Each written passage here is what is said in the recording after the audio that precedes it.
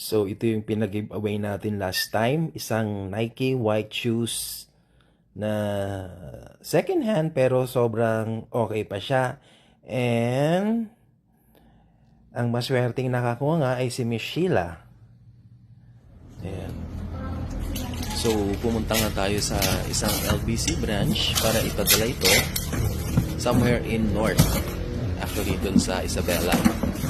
So, sinagot ni Sheila yung shipping fee amounting to 304 pesos. Kasi gusto nga daw niyang ibigay sa loved ones niya. Yun.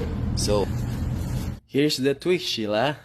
So, yung pinang shipping fee mo na 304 pesos ay ibabalik ko sa'yo. Okay? So, Happy New Year ulit and congratulations! And sana masaya yung napagbigyan mo ng sapatos. Till next time! Bye!